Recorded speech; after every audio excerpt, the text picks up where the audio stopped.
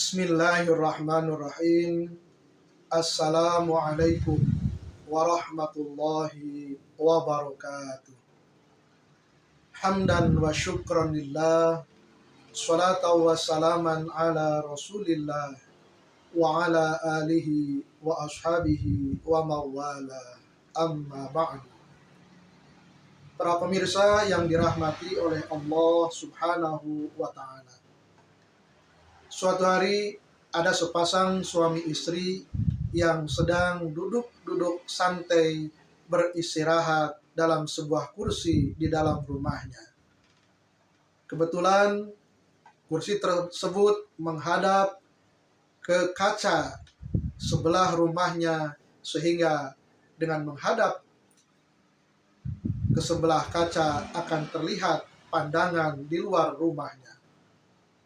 Kebetulan tetangganya adalah sepasang pengantin baru yang di depan rumahnya ada jemuran yang biasa dipakai untuk menjemur pakaian-pakaian pengantin baru tersebut. Ketika sepasang suami istri yang sedang beristirahat tadi melihat keluar, maka akan dengan jelas pemandangan jemuran tetangganya yang terlihat dari dalam rumahnya.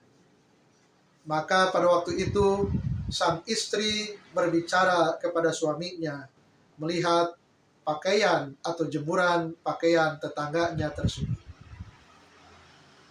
Sang istri berkomentar kepada suaminya, "Suamiku, coba lihat jemuran tetangga kita, sang pengantin baru tersebut. Namanya juga pengantin, masih belajar, sehingga jemuran atau cuciannya tidak bersih seperti orang yang sudah terbiasa mencuci pakaian." Begitu komentar sang istri melihat jemuran di luar rumahnya.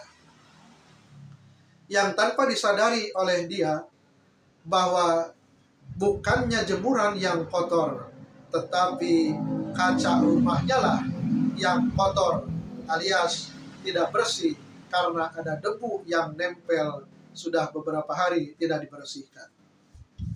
Pada keesokan harinya, ketika melihat jemuran tetangganya, si istri tersebut berkomentar dengan komentar yang sama seperti pada hari kemarin.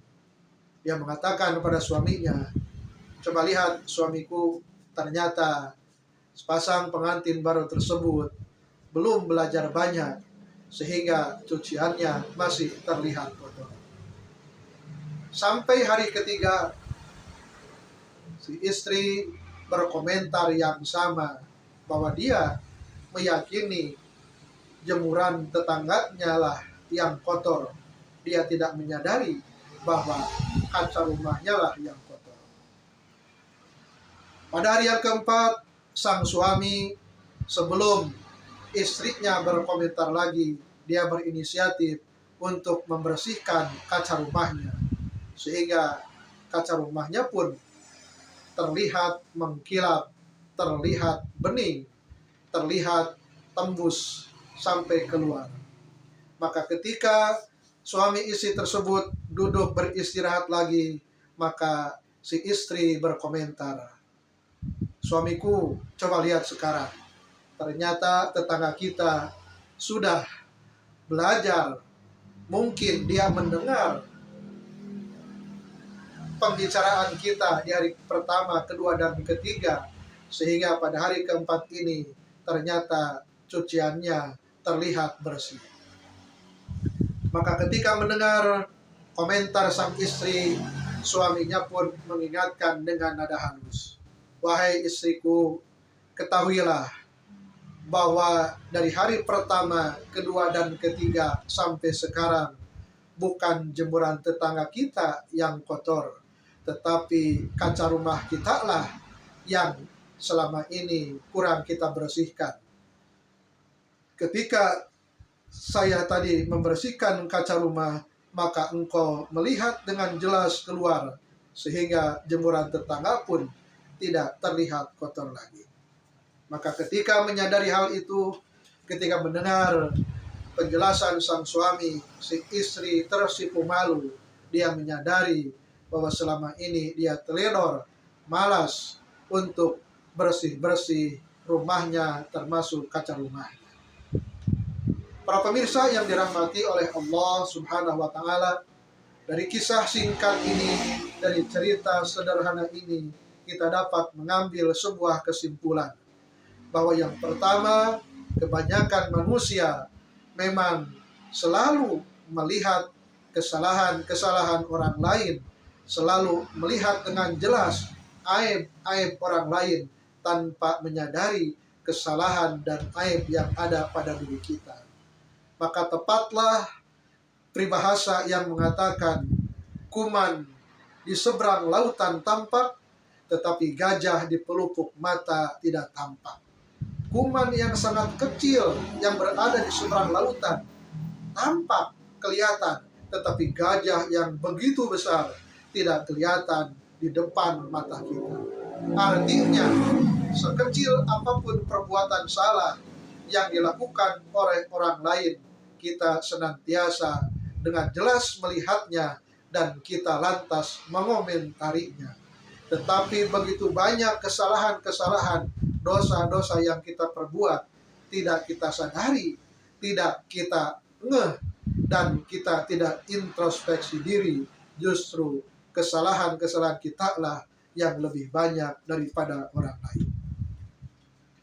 Untuk itu, para pemirsa yang dirahmati oleh Allah Subhanahu wa Ta'ala, marilah kita bersama-sama belajar muhasabah, belajar introspeksi diri, belajar memperbaiki diri kita, belajar menata hati kita.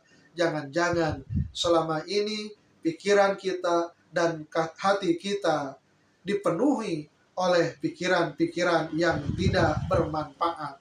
Selama ini pikiran kita dipenuhi oleh pikiran-pikiran negatif, berburuk sangka pada orang lain, dan terutama hati kita senantiasa dipenuhi dengan penyakit-penyakit hati, yaitu suudzon atau buruk sangka, iri, dengki, ghibah, menceritakan, membicarakan aib orang lain, sum'ah, ingin populer, ingin kebaikan kita dikenal oleh orang lain, tanpa kita introspeksi, tanpa kita menyadari bahwa kesalahan-kesalahan kita sudah begitu numpuk, dosa-dosa kita sudah begitu banyak, tetapi kadang-kadang kita merasa lebih baik dari orang lain, merasa lebih suci daripada orang lain.